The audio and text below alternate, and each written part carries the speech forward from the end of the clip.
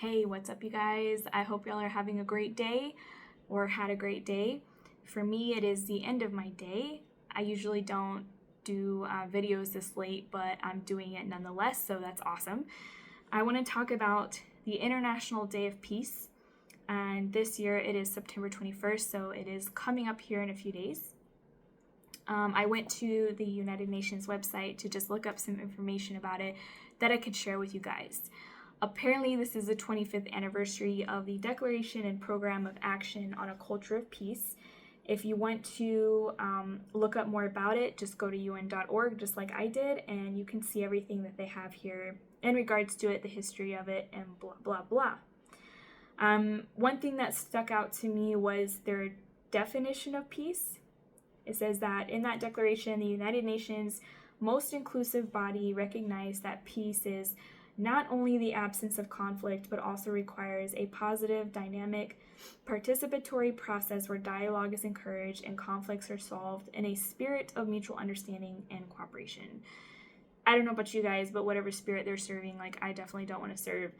We know, according to Bible prophecy, that true peace only comes by Jesus Christ and is only going to happen here in this world during the millennial kingdom when Jesus is ruling and reigning, because our world only has corrupt men, and we are corrupt, sinful creatures as it is. We all need Jesus. So how can corrupt people create a perfect, peaceful world? That's not going to happen. And we know that according to Bible prophecy, that's not going to happen. The Antichrist will try to set up a peaceful world. There will be a covenant that will be confirmed for 7 years, and this will be a false peace. And that reason for that covenant, that false peace, is only to put the Antichrist into power, because Satan is going to possess him and rule the world as a little g god of this world. That is what Satan wants.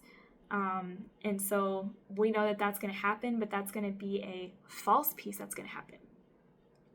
So the true peace is only going to come by Jesus.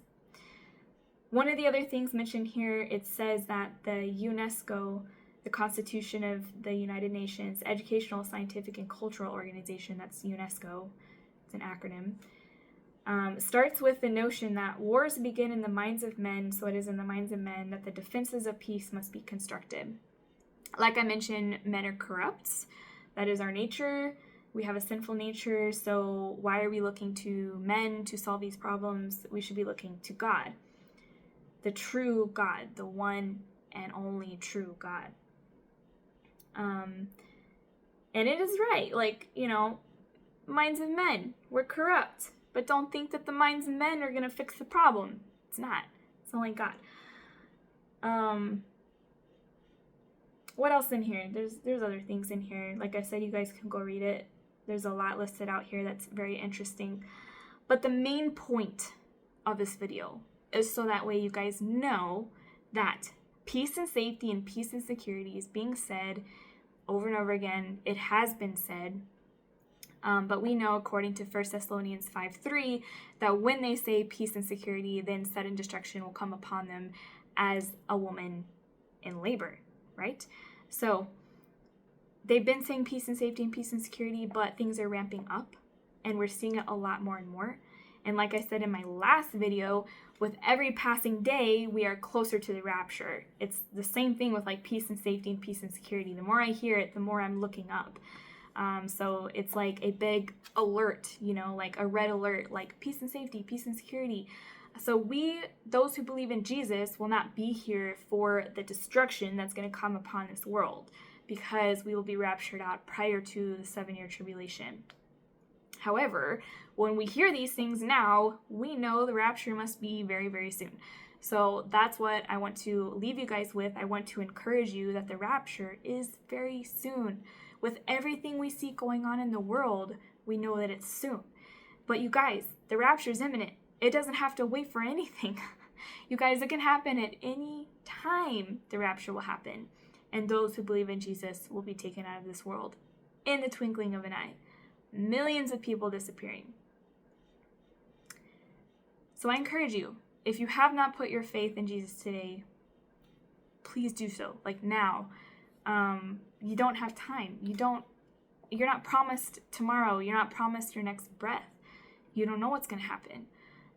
So please put your faith in Jesus.